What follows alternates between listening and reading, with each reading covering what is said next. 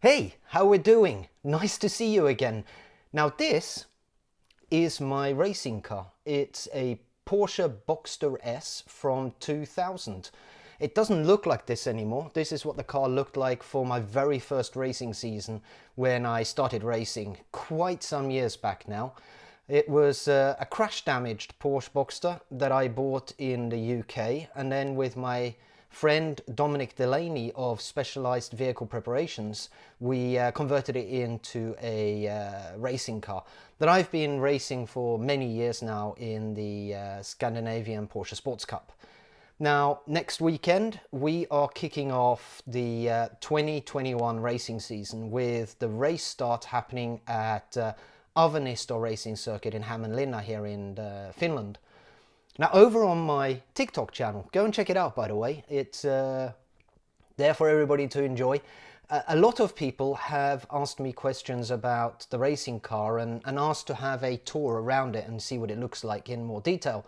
So I thought we'd step around the car now that I'm in the middle of buttoning it up and getting it ready for the racing season. So let's go and check it out, and if you've got any other questions after the video, then please let me know. I'll gladly give you more details if needed. Okay, so let's go and check it out, guys. So here she is in all her naked and dirty glory. Definitely gonna need a wash before taking her out on the racing track next weekend. But I suppose we could start with the body. It's at the bottom, it is a 2000 Boxster S, but it's been very heavily modified with body kit from a 911 RSR. So you can see obviously the rather large rear wing spoiler. There's a carbon fibre roof that's hanging from my ceiling at the moment, which goes onto the top.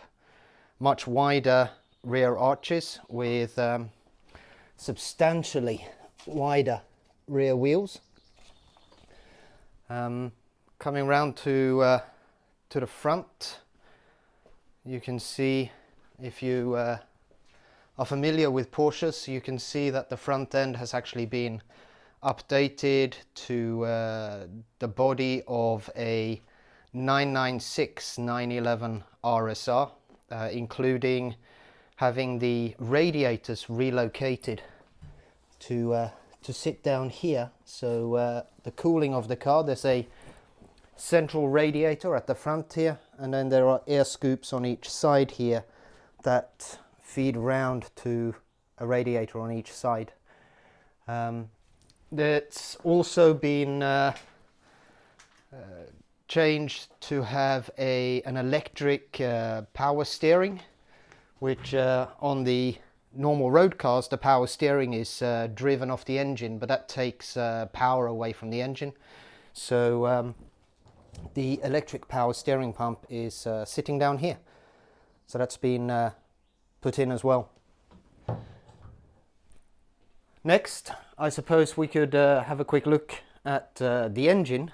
So the Porsche Boxster S 2000 came from the factory with a 3.2 litre engine, giving about 250 horsepower, and I've replaced the engine with an engine out of a 996 from 2002, which has a 3.6 litre engine, giving about 320 horsepower. And then the engine's had some modifications. There's a IPD plenum here with a larger throttle body from the 911 GT. There's the Porsche Motorsport air oil separator down over there.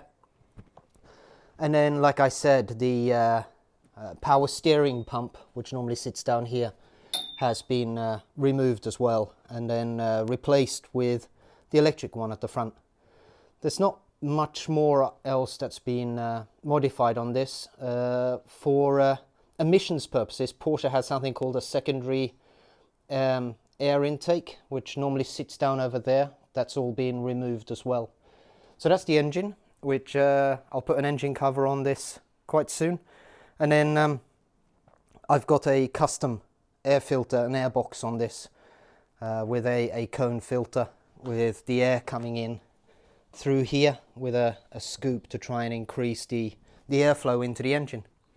Next, I suppose we could go around and have a quick look at the interior.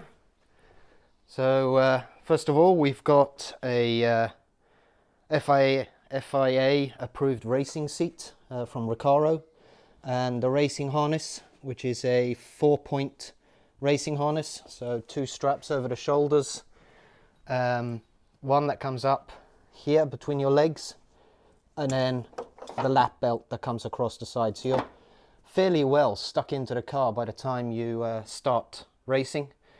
No passenger seat, obviously. That's been replaced by the electric fire extinguisher, which, if you saw one of my earlier videos, I had to replace for the start of this season because the one I had in here had expired and got too old. And there's the trigger box for the fire extinguisher.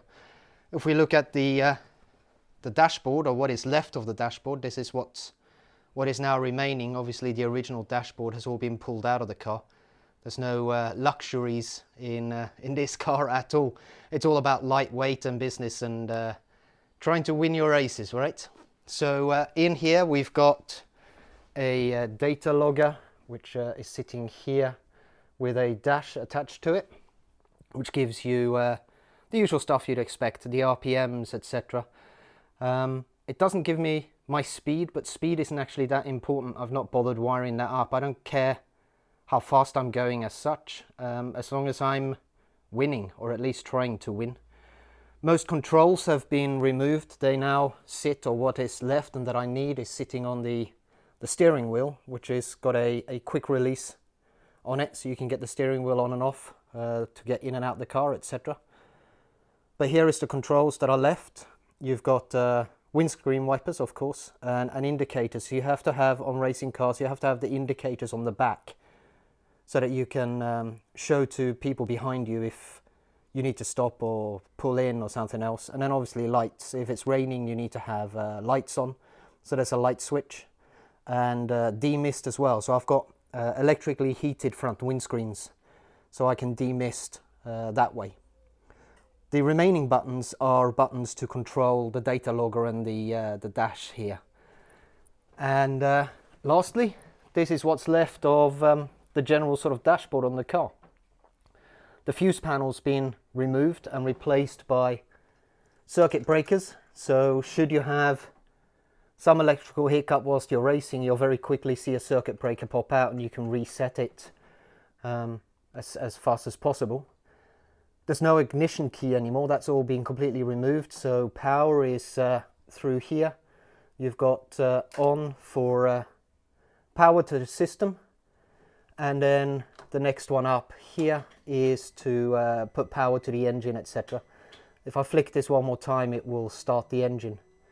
And then obviously this is the kill switch then for all the power, which will kill the power to everything in the car. And there's a corresponding switch for the marshals out here. So if you crash or something happens and you faint or get incapacitated, a marshal can kill the all the electrics to the car, and can also activate the fire extinguisher as well from these buttons. The remaining things in here are basically just a couple of warning lights. So there's a warning light should the oil pressure fail, and there's a warning light should the water for the cooling start leaking, so that the amount of water in the car is too low. And then there's a small little light that comes on to show that you've got the demist system on. So if I press the demist button, you'll see it now lights up green and I can turn it off again. And then most importantly, again, here is the button to activate the fire extinguisher should there be a problem with a well described label on it, right? The whirring you can hear, if you can hear it, is the electrical power steering pump starting up. So if I kill all of this, I think that's about it. That's a quick intro to to the racing car. I hope you enjoyed that. If you've got any other questions, then let me know. Otherwise, I'm now gonna put the car back together, put the roof on it, and I think give it a clean before we head off to Avernista racing circuit for the next weekend season start. Catch you all later.